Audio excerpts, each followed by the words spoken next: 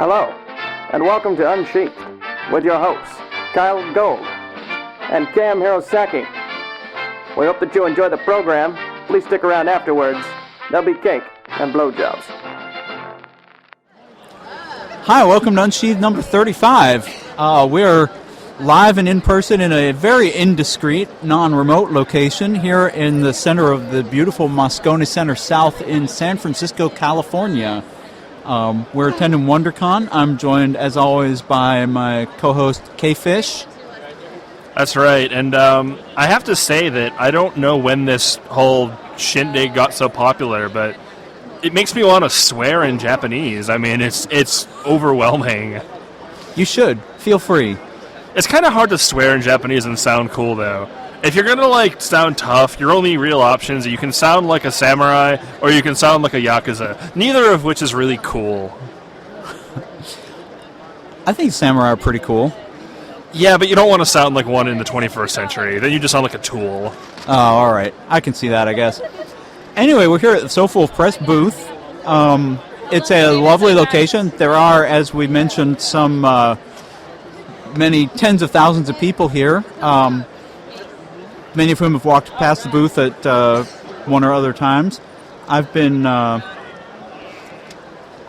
signed a few books for people. We've had some good sales, and we've got a few people hanging around the booth right now. We thought we would ask them what they wanted to hear from us. I will say there's been an interesting mix of furries and yaoi fangirls coming by the table today.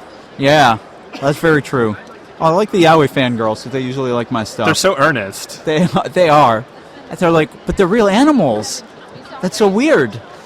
It's like you take the whole weeaboo thing and make it like a step further. Instead of just having ears and a tail, they're like animals. But it's still all gay and romantic, and they eat that shit for breakfast. And lunch and dinner. Like chicken and waffles. Exactly. So we had a whole bunch of people who promised they would be here, but we only have a couple actually hanging out at the moment. So let's ask our resident, I don't know how you want to be introduced, but ask us. Either. I don't even know what to ask right now.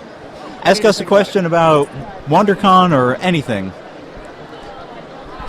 Hi guys, it's JadedFox. Hey, JadedFox. What do you guys think of the con besides busy? These comic conventions are great because there's so many little independent places. I mean, places that make Soulful Press look like a big corporate entity. We're sitting next to somebody who hand draws a webcomic and has kind of compiled all of them herself. She's sharing a booth with someone else who just does the webcomic and is still working on his first compilation. Across from us, we have the brilliant people of Wondermark and Dresden Kodak and SMBC and Dr. McNinja.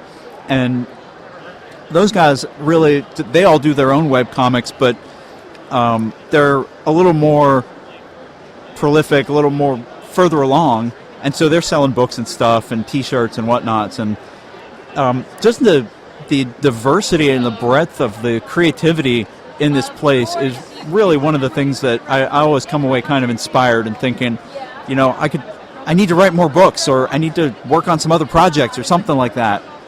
Yeah, the other thing is, you have so many of, these decently well-known creative people if you're in geek circles, but everyone I've talked to is super down-to-earth and friendly, and, they like to talk to you. They like it better if you're going to buy stuff from them, obviously, but, like I said, the whole, creative concentration here, and just how big it is, the biggest furry con I've been to, this just puts that to shame, just in terms of sheer volume of stuff and people. Yeah, and this isn't even the biggest comic convention. This is maybe second or third, maybe a little less than that. It's probably between 30 and 40,000 people. I think there are anime conventions that are bigger than this for sure. Yeah, I would say so. Yeah. It's kind of interesting. I literally ran into Richard Hatch. Really? And the cool Richard Hatch. I was going to say, PSG, you mean Battlestar Galactica, not Survivor. Not naked creepy, Survivor guy. Not creepy Rhode Island guy, but cool Los Angeles guy. Okay. How many cons can you wander from Soulful Wolf to bumping into Richard Hatch? This one. Yeah. I remember a Comic-Con a few years ago. I was just standing around, and Joss Whedon went walking right past me with a couple people just chatting. Nobody was going up to him or trying to talk to him or anything. Last year I ran into Felicia Day and Carrie Fisher, and so Carrie Fisher was signing autographs. Oh, I saw her with my eyes. I actually saw her closer when I went and saw her show up in Berkeley last year. Oh, yeah. She's a very funny lady, by the way. She is. She's much more than just Princess Leia, as she will tell you. Yes. Although she does hilariously embrace that part of herself, which I think is sort of like how Leonard Nimoy wrote "I am not Spock," and then years later went back and wrote "I am Spock," which I think he should have titled "Okay, I am Spock." But you know what? That probably would have been even better. But yeah, it's just a cool atmosphere, and it's nice to come here and see that fur is part of kind of a larger world and has a place in it. You know, a couple of years ago, I remember I was at the Sofa Wolf table, and people walked by, and they had Sofa Wolf had their fursuit calendar. Oh yeah, and there was this couple, it's a guy and a girl. It's like, oh my good luck, furry. It's like tee, and they were giggling, and then 5 minutes later, they were walking away having bought a bunch of stuff. Yeah, it's funny because the calendars have the costumes and everything on them, and so when you get people looking at the calendar, that's a different aspect of furry than just the storytelling and the art. And when people are kind of confronted with that, they recognize it more readily, but it also has that association of the costuming, so they don't. So then you can kind of pull them in and say, well, the people dressing up in costumes is one aspect of it, and then we also do the storytelling and artwork, and a lot of them come away saying, oh, well, that part's pretty cool, and I didn't know about it, because that's not the part that shows up on CSI. Yeah, it's also obvious, this being a comic convention. I noticed that Digger moves pretty readily here, which I don't really see it sell all that much at conventions for furry stuff. But it sells a little bit, but it doesn't sell as much as some of the other stuff. But I mean, it's more a general audience thing. Yeah. But it's still cool, and yeah, it's nice to see people coming by and going, hey, this stuff's pretty neat. Even if they don't buy it, they kind of look at it and say, wow, that's pretty cool. Yeah, nobody's throwing eggs at us or nothing like that. Not yet. Afternoon's young. None of us are dressing up. Although, since we are in public, I think you can safely assume that we probably are wearing pants right now. Yes. Probably. But we are behind the table. Can neither confirm nor deny. We did see a guy walk past in a wolf costume who didn't even stop at the table, though. Well, he probably had bad peripheral vision. Yeah. Well, on my way into the conference, I saw a Wookiee getting money out of an ATM. Does that count? I saw a bunch of Mandalorians with a giant panda. I've seen a 5-foot-tall Darth Vader with a Tokyo Pop shopping bag. Although that wasn't at this convention, but okay. That was still very amusing. That's almost cheating, but that's too hilarious of a mental image to not allow. Yeah. I'll allow you get half credit for that, but the credit's pretty high already since that's really good. It kind of surprises me. This con, I've seen a lot more cat ears or beanies with ears on them wandering around the hall. I think the fact that I think anime fandoms might now be actually more accepting of us, and I think that's kind of spilling over towards other fandoms now. You might be a better one to speak to this than I am. I've never really experienced the whole, anime versus furry thing. It's weird. You'd think that there would be more of a crossover than there is, but I think a lot of what you get is there are a lot of furries, particularly younger furries, who are into anime, but I think that's more of a tangential thing and not so much like a crossover jump. But yeah, I mean the new influx, like the new generation of furries. I don't know. They're coming in from all walks of life. I mean, that used to be you had like people coming in through like Lion King fandom or Sonic the Hedgehog fandom, and then just sort of finding like the greater furry umbrella at large. I'm not sure what the big gateway furry stuff is lately. I don't know if there is one. I mean, apparently we're on the Welcome to Furry packet, according to one of our listeners. But yeah, I don't know what the thing is that brings people in these days. I know, Lion King was huge back in the day, but I have been told that the Pokemans are big. Pokemans. Yeah. Everyone likes. What's the new one? Like Let us show you Zoroark is the new one. What's the new one? His name's Zoroark. He's this big black evil fox thing. There's porn of him already. Why have you not shown me this yet? Because I'm not into Pokemon porn. Oh, that's true. I mean, like when I play Super Smash Bros., I'm all about Lucario, but that's not porn either. Although, it's cool, but it's not porn. I will say that the one time I accidentally saw Pokemon porn on Fur Affinity, it just looked wrong. And I'm not even familiar with Pokemon. You've only accidentally seen it once. Like when you go to the front page and you have the most recent 8 thumbnails, 50% of the time it's there's some weird Pokemon sex thing up on there. Yeah, I don't click on those. I was clicking. I don't click on them either, but you see the thumbnail. I was clicking through to a page of someone who followed me, and I got to one of their favorites, and I was like, oh, "That looks interesting," but I can't quite tell what it was. And I clicked on it, and then I could tell what it was, and then you couldn't unsee I'm not. Yeah, I'm not. I don't want to harsh on it too much. It wasn't for me, and I can't quantify how it looked wrong because, like I said, I'm not familiar with the characters at all. It's just I was like, that shouldn't be. You guys are weird. I'm gonna go back to my 2-legged fox people having gay sex. Yeah, exactly. Get that weird video game shit out of there. And actually, it's funny, as we're talking about this, I just saw somebody walking by dressed up as Ash from Pokemon, so there you go. I don't think he stopped at the table, though. What would happen if Ash from Pokemon met Ash from Evil Dead? It would be hilarious. We have another... We have a question now from... questions here. Hi, I have a question for Cam Hirosaki and Kyell. I noticed you guys use a lot of kind of pop culture references in your novels. And since we're at a comic book convention where pop culture is everywhere, why do you guys do that? Why do you add kind of pop culture references in your books? I do it to give I do it because I'm lazy.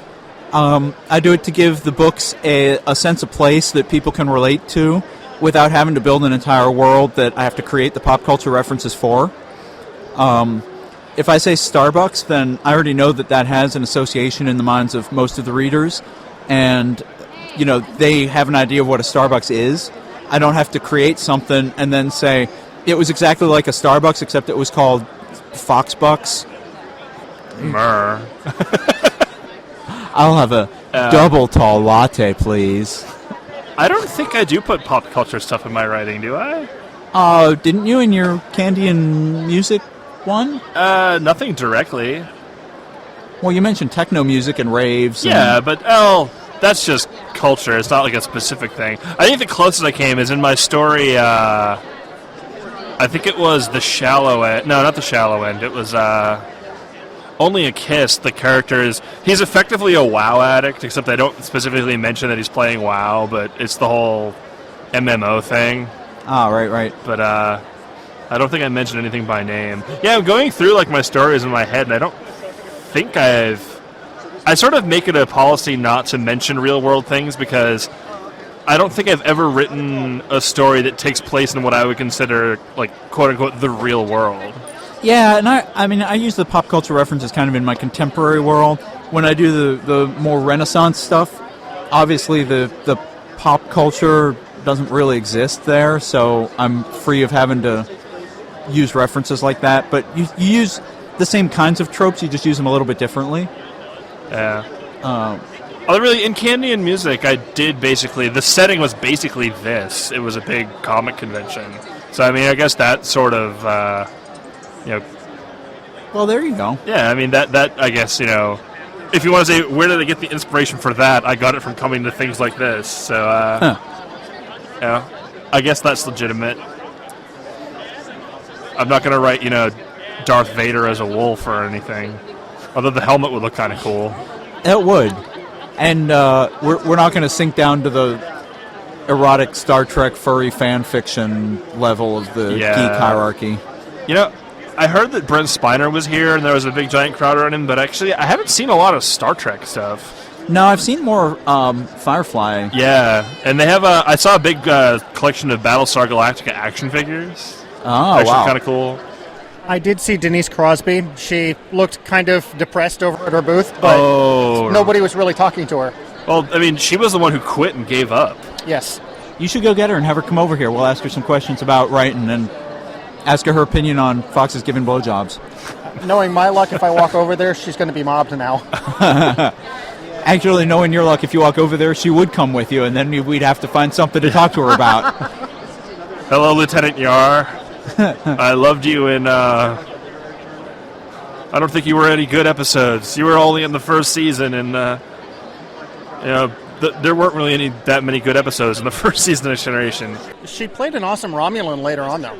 That's true. As Sela, she was pretty good. That the whole arc there with, what was it, Redemption, parts 1 and 2, where you have Worf and his brother, played by Tony Todd, defecting, and, with Gowron against the Duras. Oh my god, I am such a nerd. I was going to say, I'm just going to have to sit here and be I understand you were on a TV show that a lot of my friends like. I was going to say, I'm here for Doctor Who and not for Star Trek, and I just gave, a bunch of Next Generation backstory. I'm so ashamed. Is there actually a new Who panel going on at WonderCon? I heard something to that effect. They're screening the first episode of the 11th Doctor's season here later today. Where and when? At 6:30 in room 101, apparently. Fuzz Wolf right now is trying to figure out if he can get on a flight out here. And actually, the torrent sites already have it up because it's already aired in the UK as of earlier this afternoon. Oh, here. yeah. So he's probably downloading it right now. Yeah. Knowing my coworkers, they've already seen it too. So. Yeah. Actually, this is a good time for British TV right now. Actually, I saw the new episode of the last season to Ashes to Ashes, which just aired. Which I don't know anything about that. If people want to know what sort of things I get inspiration from for writing, cold, gritty, dramatic works, Life on Mars and Ashes to Ashes, they're both sort of linked TV series over in the UK. They're pretty short. They're only 8-episode seasons. That's not too bad. So total, there were 2 seasons of Life on Mars, and now we're on the 3rd and final season of Ashes to Ashes. And I'm actually really looking forward to how it's all going to wrap up. It's not very furry, but it's very good. Yeah, I wouldn't know what to say. I take inspiration from except 30 Rock, but that's more to make jokes on the podcast. I'm being distracted by the gentleman that's fanboying over at the next booth. Yeah, no, I think we're gonna have to check out one of her comics. That's Arizona Templar, I think, is the comic, but we'll have to check it out. Templar Arizona. Templar Arizona. There you go. Yeah, we'll have to check that out. I just love seeing the shirts that people wear here. Oh yeah, there's so many great The T-shirts are amazing. There's a guy dressed as the Mad Hatter. That's actually a pretty cool suit. Yeah, that's like the old Tennyson illustrations. Oh, right. Or not Tennyson. Tennyson's the poet. Tennille. Yes. Now I know what you mean. My brain is caught up with you. So, do we have any other questions from the gallery or from audience? We're doing a live podcast right here.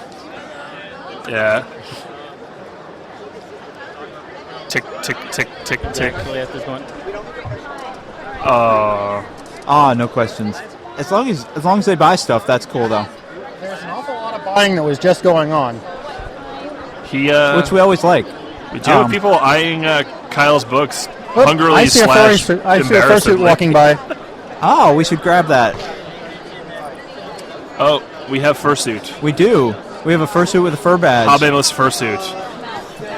Bring him over. Does he have a handler that he could... Oh, there we go. Hey! It's a fursuit named Dopper.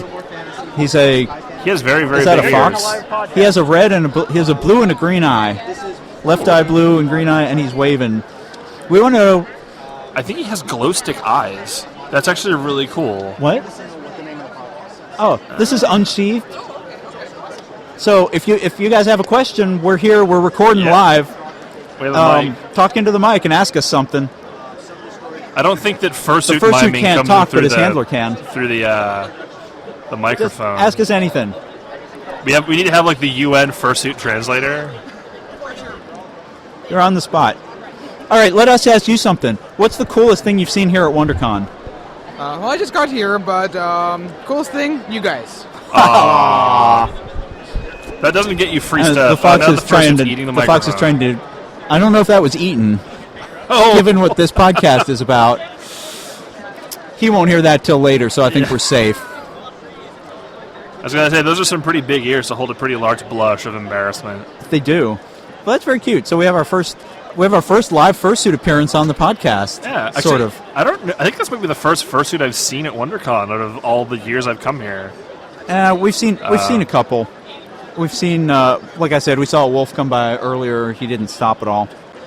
The other thing that I like here is there's a lot of people that do stuff that's kind of borderline furry, but they don't identify as furry. But you can find some really cool stuff that never shows up at the conventions.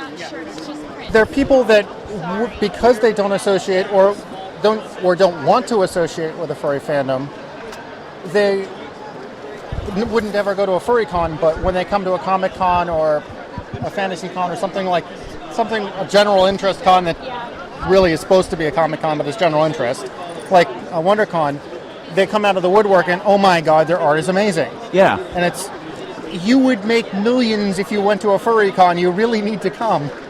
Well, and I've mentioned him once already, but the Dresden Kodak guy is kind of like that.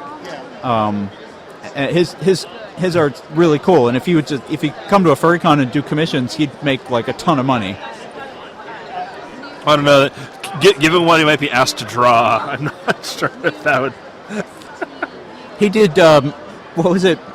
Paleontology fan fiction? Oh, that's right. Which people at furry cons that do completely PG or G-rated art that he could just say, look, no, I'll draw something weird, but it has to be tasteful. Right. Lols, no yiff. Or maybe he'd be into it. You never know. True. I mean, people show up at conventions and they're like, oh yeah, I'll do that. When I first entered my adult life, I never thought that I'd be like, yeah, sure, I'll write a story about animal people fucking homosexually. That's a weird adverb. Yeah. The way you said it sounds like from that Friends episode. Oh. I advised him to play the part homosexually. It's kind of sad that I know exactly what episode you're talking about. I don't think it's sad. It just shows you have good taste. What's really interesting about a con like WonderCon is this isn't the only live podcast going on right now. Yeah, I'm sure. G4 TV has a booth here, and they're actually recording stuff live there. Oh, that's cool. So I saw Adam Sessler walking out of the booth. Adam Sessler. Actually, Adam Sessler, he had a good bit that I liked about... I was about Infinity Ward and the homophobic thing was like the fight against grenade spam thing. I don't know if anyone out there knows what I'm talking about. I don't know what you're talking about, but I'm just letting you ramble on. Yeah, I'm sure some of our listeners will know what I'm talking about, and that's all I'll say about that. But let's just say that it was inappropriate, and I agree with the decision to call them out on that being very inappropriate. Apparently our substitute tech-savvy hybrid knows what you're talking about. Yeah. Damn, now you've, for some reason, the way you phrase that, has me all, rudder swishy. You were just waiting for an excuse to use that, weren't you? I totally wasn't. It just came... I needed an adjective to describe my current mental state, and that was just the most appropriate thing that I thought of. Substitute tech-savvy hybrid? I see, when you do it deliberately, it don't work. Really? What if I do it very deliberately? Now you're hitting me with a completely different angle. Yeah. Oh, my God. Somebody get this microphone out of my face. Anyway, so we're selling books. Apparently, all we have to do is wait till there's only one person at the booth, or until we're trying to do something else, and then people flock to the booth and try to buy stuff. But incredibly busy just a moment ago. Yeah, we just had a ton of people. Barrage of, it's weird because there's a visible difference in the body language of the people who come up to the booth to buy stuff here than you get from people buying stuff at cons. At furry cons, people are much more aware of what they're buying, and they they know what to expect. Most of them know Sofa Wolf by the time they get up to the table. Yeah. The people here, it's like they're they're still curious and they're discovering. I don't want to say fur curious because I don't want to say that, but it's kind of more like they're interested in this the same way they're interested in the comic books down the way or whatever else. Oh look, it's a fox and a tiger and they're wrestling. They're snuggling very closely. Everybody's hugging. I want to get more like random people walking by to talk to the podcast. I don't know why. Maybe I just want to humiliate people. Yeah, grab somebody random person walking by. Let's see. Or someone who stops at the table and shows some interest. Or I keep thinking you should get you should grab one of the webcomics people and ask them about. That would be hilarious. I'm still holding up for Denise Crosby. Yeah, I don't know if they'd be able to hear us. See, the problem is now there's nobody actually at the table. They're just we had like 8 people like 2 minutes ago, and now there's no one. So we're forced to entertain people because I'm sure this is going to be the fun part of the podcast. Hey, listen to Kyell and KM talk about how there's nobody at the table for 10 minutes on end. It's like people on FA bitching about how they don't have a mate. It's not like that at all. Okay, fine. We're more entertaining than that. I would hope so. Well, we got our fursuit came back and brought a friend, so we have a couple fursuits hanging out at the table. And I think our tech-savvy wolf is going to try to elicit some questions from folks. But it's kind of cool. These are the first fursuits we've seen actually come up to the table. So can we ask you guys some questions? So we're doing our live podcast. We're wondering what it's like going around the convention wearing your suits. It's very interesting. We've been asked the stereotypical questions, which is always awesome to hear. Like, what are some of the questions? Actually, earlier I ran into another suitor. I was trying to see what was up with him and see who he was, and this kid came by and asked us what our view on bestiality was, and it scared the other dude away. Thankfully, I don't get that, weirded out, but I was just like, oh, this is kind of interesting. Very nice. How about you? It's been amazing so far. Stopped for a lot of photos. Got a couple of, oh my god, it's a furry. But nothing negative so far. A lot of hugs, a lot of, it's really, really fun doing this. Really enjoyable. It's always awesome mingling with everyone. When you're not at FurryCon, everyone gets a kick out of you, so that's always good to do. It's kind of cool. People are pretty accepting of it overall. No, that's very cool. Well, thank you very much. Ask them if they have questions for us. Do you... and now see, they're having photos taken of them. They're being dragged One away of to the benefits of being a fursuit here. Yeah. If you want to be in a lot of pictures. They're all both pretty cute suits. And I will point out they both have articulating jaws, so they weren't breaking the magic by speaking. That's true.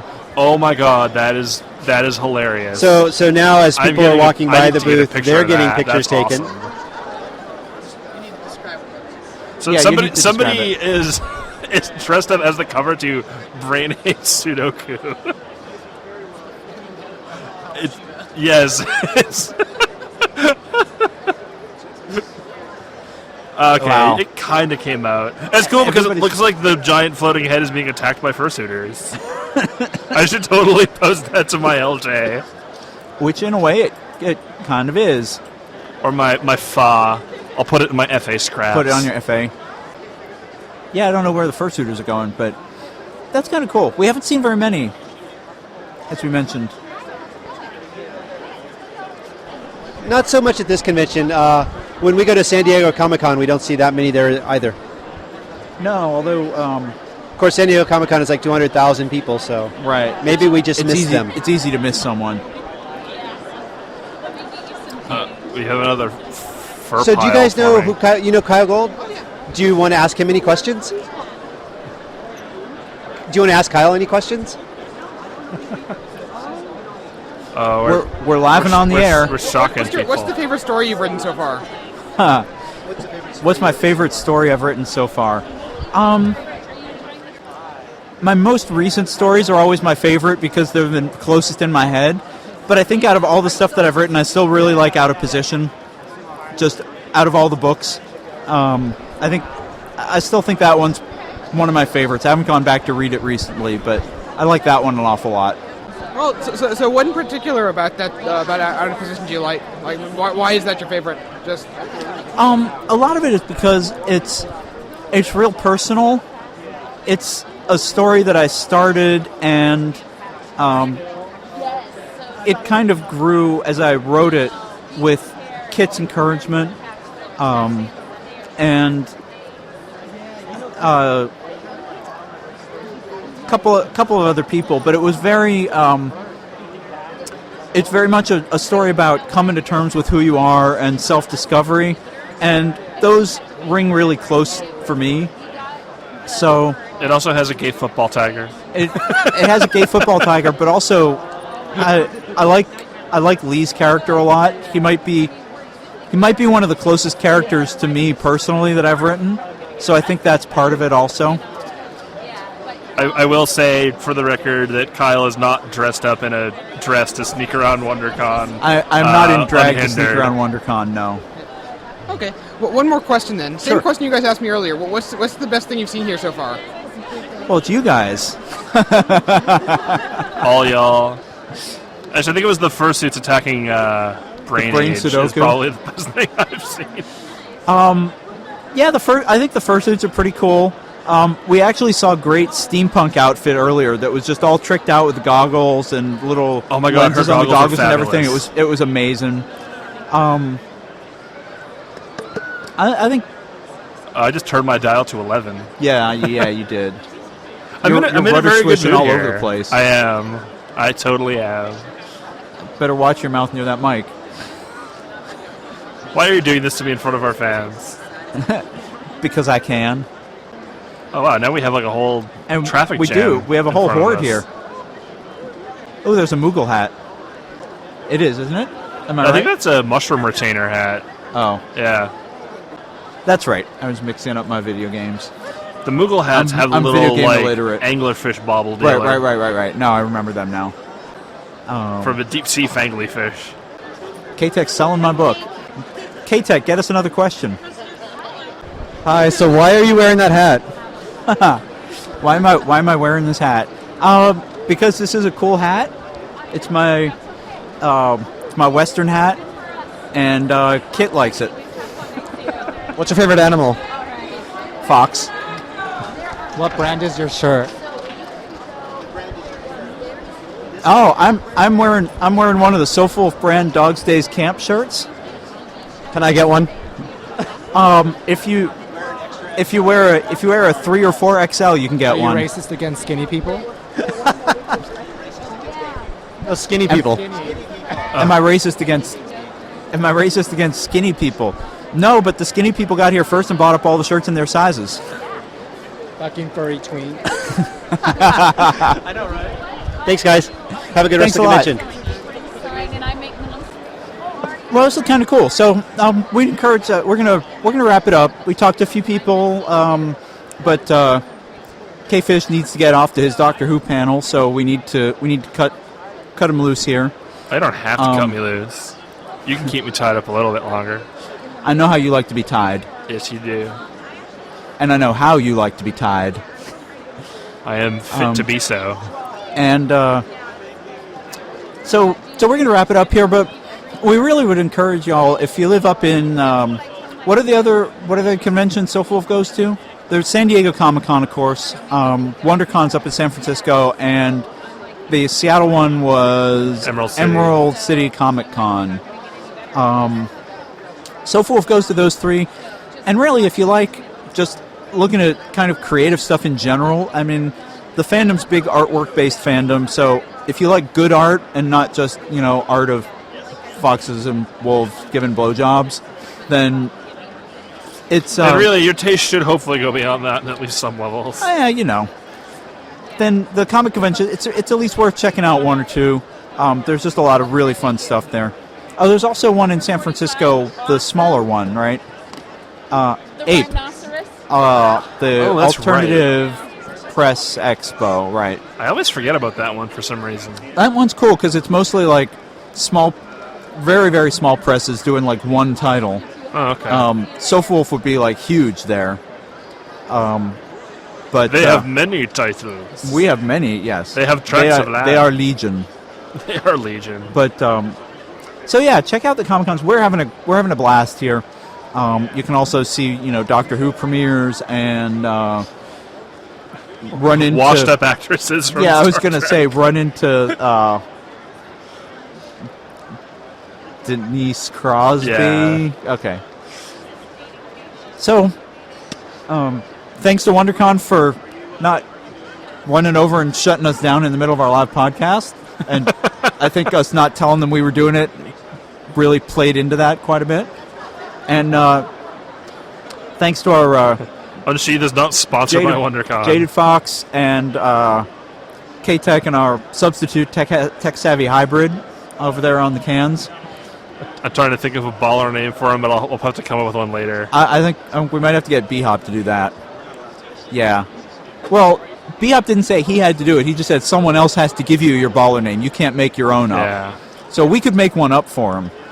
But we'll have to think about that. I think like J-Ot. No, there's already a J-Ot. Is there? Yeah. Oh, yeah, there is. It's Yeah. J-Ot. Yeah. That's right. That's why I was... Yeah. And which is kind of amusing because he just said that name's awful. Well, it doesn't need to be for him. That's true. Well, thank you guys. Check us out at Unsheathed on Furfinity. Send us emails at unsheathedpodcast@gmail.com. I am WonderCon exhibitor Kyell Gold. And I am WonderCon attendee Cam Hirosaki. Wishing you good night and good writing.